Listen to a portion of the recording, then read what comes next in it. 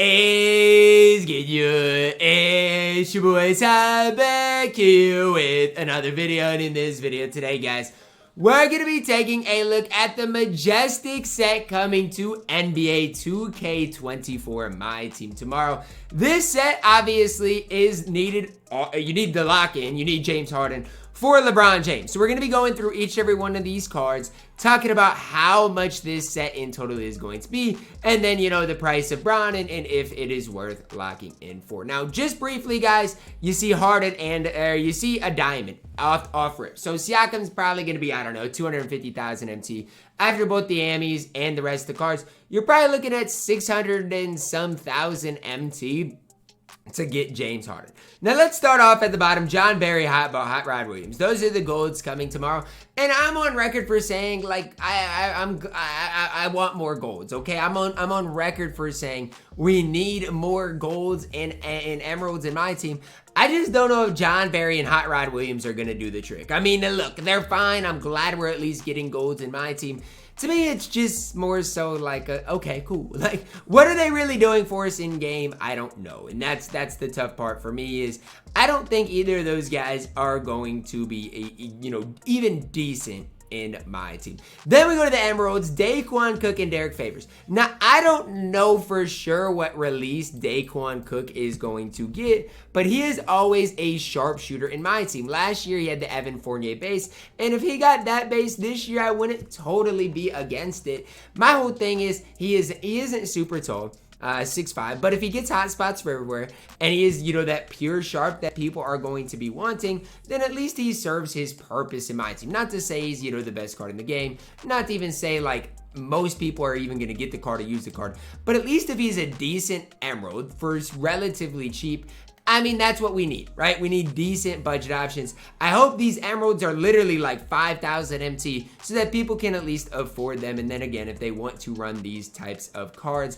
they have the chance to do so. Now with Derek Favors, like, Derek Favors isn't going to be able to shoot the ball. And outside of that, I just am not expecting much. Last year, he's 6'9", 7'4" wingspan. I mean, let's be honest. I don't see what Derek Favors is doing for anybody on the court. Again, he's not going to be able to shoot the ball. Last year, his release was on slow as well. So, I mean, with Derek Favors, Daquan Cook, at least Daquan Cook, I will say it has potential. Not to say he's going to be great. Not to say, you guys need to get him. But at least he has potential. Now, Derek Harper, Otto Porter Jr. Let's start with Derek Harper. The only thing I know about Derek Harper is he, in the past, right, when I was playing my leagues and stuff, he would have that Haywood Highsmith base. Now, he says he has the Taj Gibson base. We'll see what he does come with.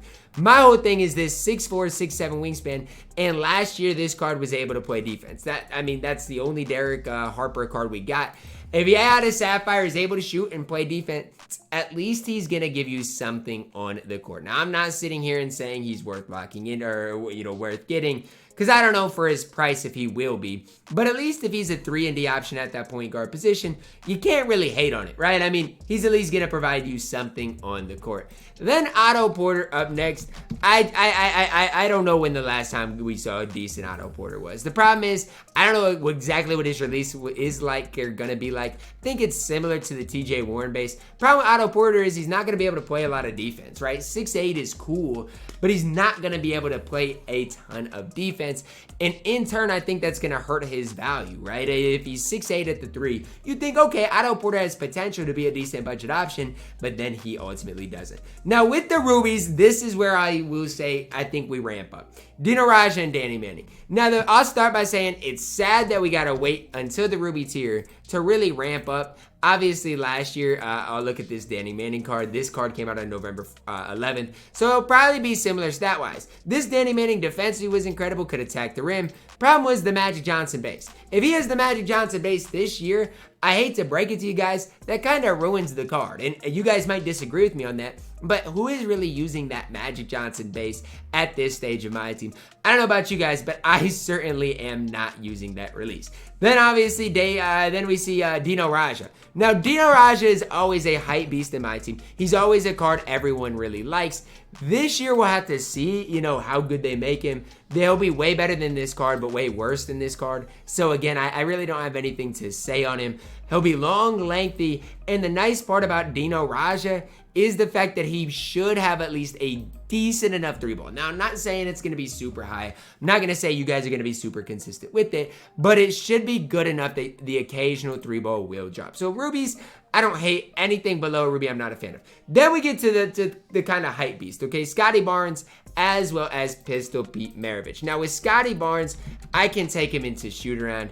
You know what release you're getting. You're getting the Scottie Barnes base. Now, is it different than it has been in the past? Probably, because all the players got scanned into the game this year, and so maybe his release is going to be a little better. I'm going to take it into shoot around right here, and we'll see. But at the amethyst tier, here's what Scottie Barnes is going to give you. He's 6'8" at the small forward position. Release, I would say it's better than last year. It's still, I would say, on the slower side of things, but I don't mind his release this year at all. I think his release this year is way smoother, way better than last year's. I would say it's kind of slow, though. And so, I mean, take it for what it's worth. But I actually don't mind Scottie Barnes' release. So he has a decent release. He's 6'8". Defensively, he's going to be absolutely elite, because even the gold Scottie Barnes has, I mean, decent defense.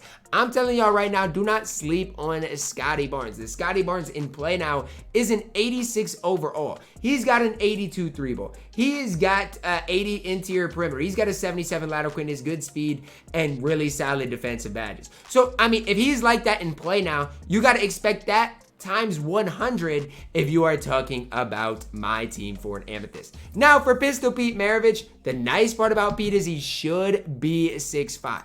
I don't know, 2K's been weird with heights this year. They've been kind of adjusting heights as we go, which I personally am not a big fan of. This is the Pistol Pete we saw in Season 2 last year, who was one of the best offensive point guards in the entire game. Now, again, the big thing for Pistol Pete is the fact that he is 6'5". That's the one thing that he does have going for him, and maybe one of the only things he has going for him, because outside of that, obviously defensively, he is not great. Now, when I look at it, Pistol Pete on the offensive end of the court, movement-wise, at least when I'm dribbling with him right now and shoot around, he looks really solid. The problem with Pistol Pete is, this year, his release is not what it's been in the past. He does have the Christian Wood base, which last year was way better than it is this year. So that's the one thing for Pistol Pete I want you guys to be kind of aware of.